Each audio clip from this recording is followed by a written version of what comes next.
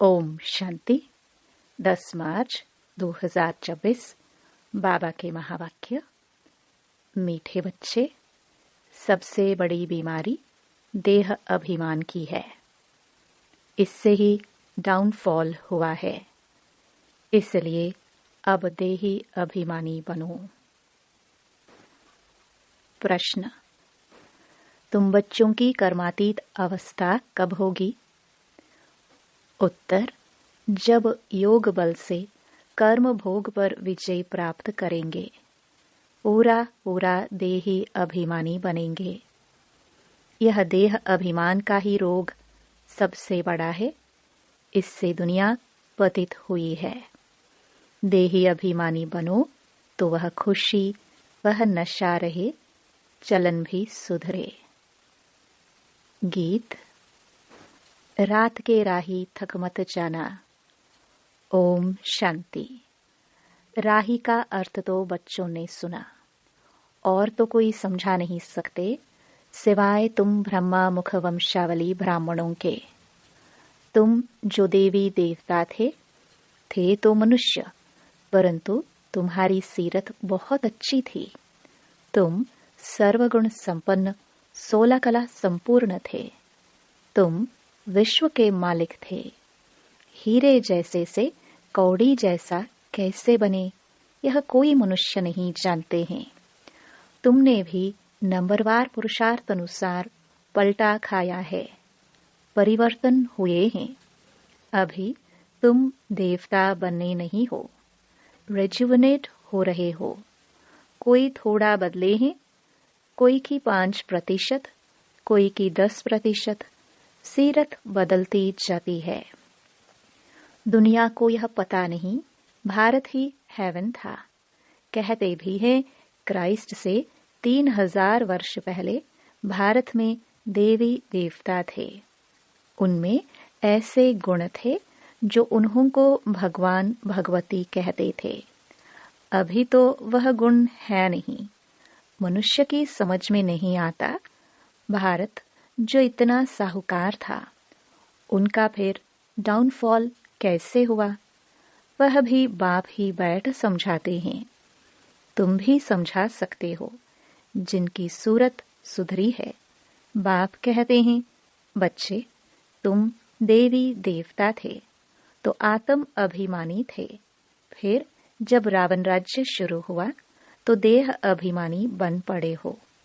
यह देह अभिमान की सबसे बड़ी बीमारी तुमको लग पड़ी है।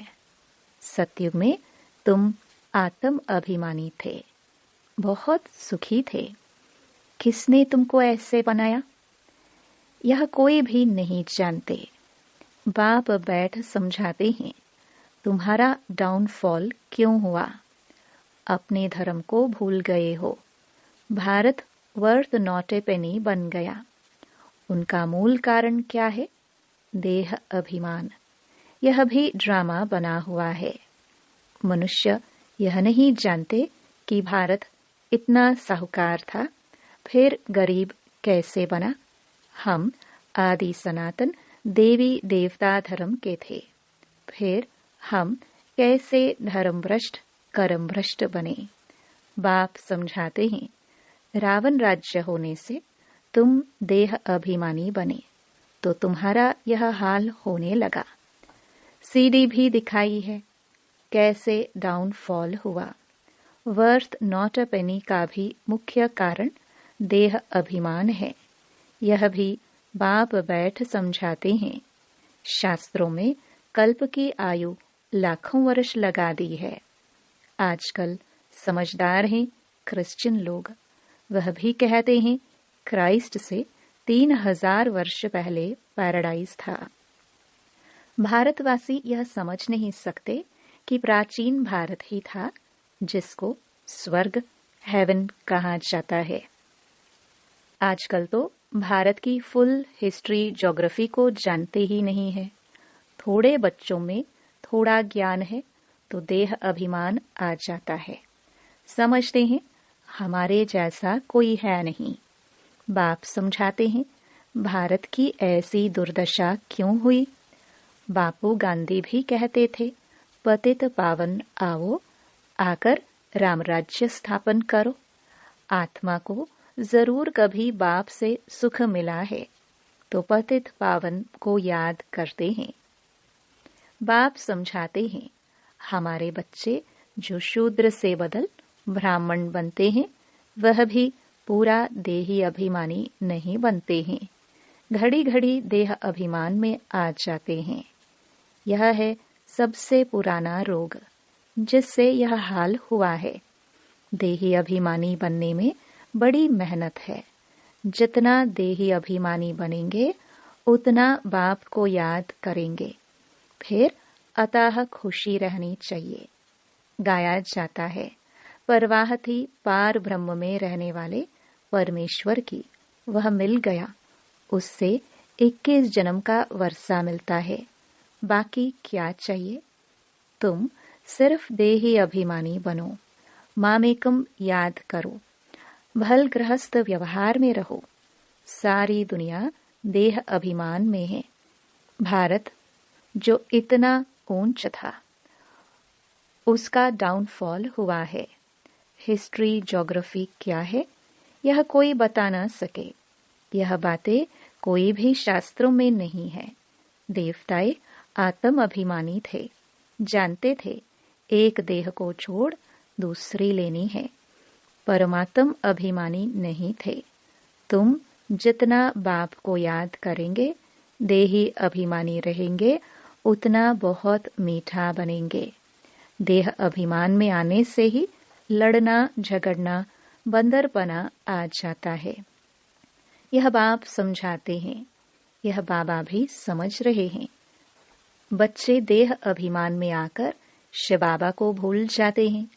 अच्छे अच्छे बच्चे देह अभिमान में रहते हैं, देही अभिमानी बनते ही नहीं हैं। तुम कोई को भी यह बेहद की हिस्ट्री ज्योग्राफी समझा सकते हो। बरोबर सूर्यवंशी चंद्रवंशी राजधानी थी। ड्रामा का किसको भी पता नहीं है। भारत जो इतना गिरा, डाउनफॉल की जड़ है देह अभिमान। बच्चों में भी देह अभिमान आ जाता है। यह नहीं समझते कि हमको डायरेक्शन कौन देते हैं। हमेशा समझो शिव बाबा कहते हैं। शिव बाबा को याद न करने से ही देह अभिमान में आ जाते हैं। सारी दुनिया देह अभिमानी बन गई है। तब बाप कहते हैं, मामेकम याद करो, अपने को आत्मा समझो। आत्मा इस देह द्वारा सुनती है, पाठ बजाती है। बाप कितना अच्छी रीति समझाते हैं। भल भाषण तो बहुत अच्छा कर लेते हैं, परंतु चलन भी तो अच्छी चाहिए ना। देह अभिमान होने कारण फेल हो जाते हैं। वह खुशी व नशा नहीं रहता है। फिर बड़े विक्रम भी उनसे होते हैं, जिस कारण बड़े दंड के भागी बन पड़ते हैं।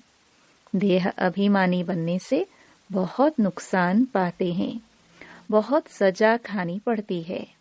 बाप कहते हैं, यह गॉडली वर्ल्ड गवर्नमेंट है ना। मुझ गॉड की गवर्नमेंट का राइट हैंड है धर्मराज। तुम अच्छे कर्म करते हो तो उनका फल अच्छा मिलता है। बुरे कर्म करते हो तो उनकी सजा खाते हो। सब गर्भ जेल में भी सजाएं खाते हैं। उस पर भी एक कहानी है। ये सब बातें इस समय की हैं। महिमा एक बाप की है, दूसरे कोई की महिमा है नहीं। इसलिए लिखा जाता है, त्रिमूर्ति शिव जयंती वर्थ डायमंड, बाकी सब हैं वर्थ काउडी। सिवाय शिव बाबा के पावन कोई बना ना सके। पावन बनते हैं, फिर रावण पतित बनाते हैं, जिस कारण सब देह अभिमानी बन पड़े हैं। अब तुम देही अभिमानी बनते हो। यह देही अभिमानी अवस्था 21 जन्म चलती है, तो बलिहारी एक की गाई जाती है। भारत को स्वर्ग बनाने वाला शिव बाबा है। यह किसको पता नहीं है कि शिव बाबा कब आया। उनकी हिस्ट्री तो पहले पहले चाहिए। शिव कहाँ ही जाता है? परमपिता परमात्मा को। तुम जानते हो, देह अभिमान के कारण डाउनफॉल होता है। ऐसा हो तब तो बाप आए राइज करने। राइज और फॉल, दिन और रात, ज्ञान सूर्य प्रगटा, अज्ञान अंधेर विनाश। सबसे जास्ती अज्ञान है यह देह अभिमान। आत्मा का तो किसको पता नहीं है। आत्मा सो परमात्मा कह देते हैं तो कितने पापात्मा हो गए हैं। इसलिए डाउनफॉल हुआ है। 84 जन्म लिए हैं, सीढ़ी नीचे उतरते आए हैं। यह खेल बना हुआ है। यह वर्ल्ड की हिस्ट्री ज्योग्राफी तुम बच्चे जानते हो और कोई नहीं जानते। विश्व का डाउनफॉल कैसे हुआ? वे तो समझते हैं कि साइंस से बहुत तरक्की हुई है। यह नहीं समझते कि दुनिया और ही पतित नरक बन गई है। देह अभिमान बहुत है। बाप कहते हैं अभी तुमको देही अभिमानी बनना है। अच्छे अच्छे महारथी ढेर हैं, ज्ञान बड़ा अच्छा सुनाते हैं, परंतु देह अभिमान पूरा हटा नहीं है। देह अभिमान के कारण कोई में क्रोध का अंश, कोई में मोह का अंश, कुछ न कुछ है। सीरत सुधरनी चाहिए ना। बहुत बहुत मीठा बनना चाहिए। तब मिसाल देते हैं, शेर बकरी इकट्ठे जल पीते हैं। वहां कोई ऐसे दुख देने वाले जानवर भी होते नहीं। इन बातों को भी मुश्किल कोई समझते हैं। नंबरवार समझने वाले हैं। कर्म भोग निकल जाए, कर्मातीत अवस्था हो जाए, यह मुश्किल होती है। बहुत देह अभिमान में आते हैं, पता नहीं पड़ता है। हमको यह मत कौन देते हैं? श्रीमत श्री कृष्ण के द्वारा कैसे मिलेगी? शिव बाबा कहते हैं इनके बिगर श्रीमत कैसे दूंगा? स्थायी रथ हमारा यह है। देह अभिमान में आकर उल्टे सुल्टे कार्य करके मुफ्त अपनी बर्बादी मत करो, नहीं तो नतीजा क्या होगा? बहुत कम पद पाएंगे। पढ़े के आगे अनपढ़े भरी ढोएंगे। बहुत कहते हैं भारत की हिस्ट्री ज्योग्राफी जो फुल होना चाहिए सो नहीं है, तो उनको समझाना पड़े। तुम्हारे सिवाय तो कोई समझा ना सके। परंतु देही अभिमानी स्थिति चाहिए, वही ऊंच पद पा सकते हैं।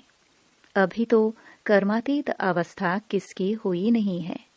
इनके बाबा के ऊपर तो बहुत झंझट है, कितनी फिक्रात रहती है। भल समझते हैं कि सब ड्रामानुसार होता है, फिर भी समझाने के लिए युक्तियां तो रचनी होती है ना। इसलिए बाबा कहते हैं तुम जास्ती देही अभिमानी बन सकते हो। तुम्हारे ऊपर कोई बोझा नहीं है। बाप पर तो बोझा है। हेड तो यह है ना, प्रजापिता ब्रह्मा। परंतु यह किसको पता नहीं है कि इनमें शिव बाबा बैठे हैं।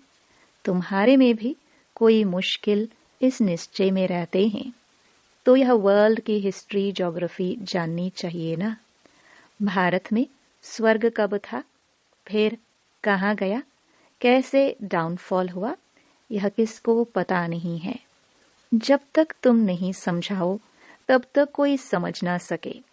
इसलिए बाबा डायरेक्शन देते हैं, लिखा पढ़ी करो तो स्कूलों में वर्ल्ड की हिस्ट्री ज्योग्राफी बतानी चाहिए। डाउनफॉल पर भाषण करना चाहिए। भारत हीरे जैसा था, वह फिर कौड़ी जैसा कैसे बना? कितने वर्ष लगे? हम समझाते हैं। ऐसे पर्चे एरोप्लेन द्वारा गिरा सकते हैं। समझाने वाला बड़ा होशियार चाहिए। गवर्नमेंट चाहती है तो गवर्नमेंट का ही हॉल विज्ञान भवन जो दिल्ली में है वहां सबको बुलाना चाहिए। अखबार में भी डाला जाए, कार्ड भी सबको भेज दे। हम आपको सारे वर्ल्ड की हिस्ट्री ज्योग्राफी आदि से अंत तक समझाते हैं। आप ही आएंगे जाएंगे, पैसे की तो बात ही नहीं है। समझो हमको कोई मिला, प्रेजेंट भेंट करते हैं तो हम ले नहीं सकते हैं, सर्विस करने के लिए काम में लाएंगे, बाकी हम ले नहीं सकते। बाप कहते हैं मैं तुमसे दान लेकर क्या करूंगा, जो फिर भर कर देना पड़े। मैं पक्का शराफ हूं। अच्छा, मीठे मीठे सिखिलदे बच्चों प्रति माता पिता बाप दादा का याद प्यार और गुड मॉर्निंग। रूहानी बाप की रूहानी बच्चों को नमस्ते। धारणा के लिए मुख्य सार। पहला, देह अभिमान में आकर कोई भी उल्टा सुल्टा कार्य नहीं करना है। देही अभिमानी बनने का पूरा पूरा पुरुषार्थ करना है। अपनी सीरत चलन सुधारते रहना है।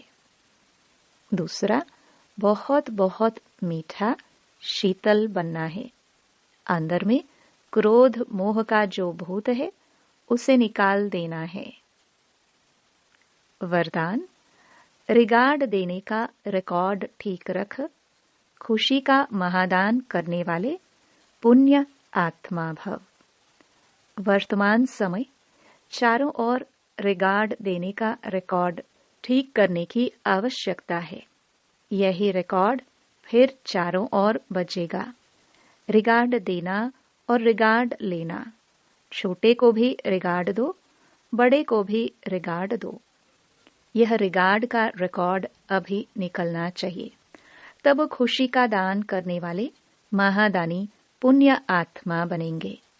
किसी को रिगार्ड देकर खुश कर देना, यह बड़े से बड़ा पुण्य का काम है, सेवा है। स्लोगन, हर घड़ी को अंतिम घड़ी समझकर चलो तो एवर रेडी रहेंगे। मातेश्वरी जी के अनमोल महावाक्य। पहला, तमोगुणी माया का विस्तार। सतोगुणी, रजोगुणी, तमोगुणी, यह 3 शब्द कहते हैं। इसको यथार्थ समझना जरूरी है। मनुष्य समझते हैं यह तीनों गुण इकट्ठे चलते रहते हैं, परंतु विवेक क्या कहता है? क्या यह तीनों गुण इकट्ठे चले आते हैं? वह तीनों गुणों का पाठ अलग अलग युग में होता है। विवेक तो ऐसे ही कहता है कि यह तीनों गुण इकट्ठे नहीं चलते। जब सतयुग है तो सतोगुण है, द्वापर है तो रजोगुण है, और कलयुग है तो तमोगुण है। जब सतो है तो तमो रजो नहीं, जब रजो है तो फिर सतोगुण नहीं है। यह मनुष्य तो ऐसे ही समझ कर बैठे हैं कि यह तीनों गुण इकट्ठे चलते आते हैं। यह बात कहना सरासर भूल है। वो समझते हैं जब मनुष्य सच बोलते हैं, पाप कर्म नहीं करते हैं, तो वो सतोगुणी होते हैं। परंतु विवेक कहता है जब हम कहते हैं सतोगुण, तो इस सतोगुण का मतलब है संपूर्ण सुख। गोया सारी सृष्टि सतोगुणी है। बाकी ऐसे नहीं कहेंगे कि जो सच बोलता है वो सतोगुणी है और जो झूठ बोलता है वो कलयुगी तमोगुणी है। ऐसे ही दुनिया चलती आती है। अब जब हम सत्युग कहते हैं तो इसका मतलब है सारी सृष्टि पर सतोगुण सतो प्रधान चाहिए। हाँ, कोई समय ऐसा सतयुग था जहाँ सारा संसार सतोगुणी था। अब वो सतयुग नहीं है। अभी तो है कलयुगी दुनिया, गोया सारी सृष्टि पर तमो प्रधानता का राज्य है। इस तमोगुणी समय पर फिर सतोगुण कहाँ से आया? अब है घोर अंधियारा, जिसको ब्रह्मा की रात कहते हैं। ब्रह्मा का दिन है सतयुग और ब्रह्मा की रात है कलयुग, तो हम दोनों को मिला नहीं सकते। दूसरा, कलयुगी असार संसार से सतयुगी सार वाली दुनिया में ले चलना एक परमात्मा का ही काम है। इस कलयुगी संसार को असार संसार क्यों कहते हैं? क्योंकि इस दुनिया में कोई सार नहीं है। माना कोई भी वस्तु में वो ताकत नहीं रही अर्थात सुख, शांति, पवित्रता नहीं है। जो इस सृष्टि पर कोई समय सुख, शांति, पवित्रता थी, अब वो ताकत नहीं है, क्योंकि इस सृष्टि में 5 भूतों की प्रवेशता है। इसलिए ही इस सृष्टि को भय का सागर अथवा कर्म बंधन का सागर कहते हैं। इसलिए ही मनुष्य दुखी हो परमात्मा को पुकार रहे हैं, परमात्मा हमको भव सागर से पार करो। इससे सिद्ध है कि जरूर कोई अभय अर्थात निर्भयता का भी संसार है जिसमें चलना चाहते हैं। इसलिए इस संसार को पाप का सागर कहते हैं, जिससे पार कर पुण्य आत्मा वाली दुनिया में चलना चाहते हैं। तो दुनियाएं 2 हैं, एक सतयुगी सार वाली दुनिया, दूसरी है कलयुगी असार की दुनिया। दोनों दुनियाएं इस सृष्टि पर होती हैं। अभी परमात्मा वह सार वाली दुनिया स्थापन कर रहे हैं। अच्छा, ओम शांति। ये अव्यक्त इशारे निश्चय के फाउंडेशन को मजबूत कर सदा निर्भय और निश्चिंत रहो। जैसे ज्ञान की सब्जेक्ट है, वैसे सेवा की भी सब्जेक्ट है। जो इसमें फेथफुल निश्चय बुद्धि है, वही नंबर आगे जा सकता है। सुबह से रात तक अपना फिक्स प्रोग्राम डेली डायरी बनाओ, क्योंकि जिम्मेवार आत्माएं हो, रिवाजी आत्माएं नहीं, विश्व कल्याणकारी आत्माएं हो। तो जो जितना बड़ा आदमी होता है, उसकी दिनचर्या सेट होती है। ओम शांति।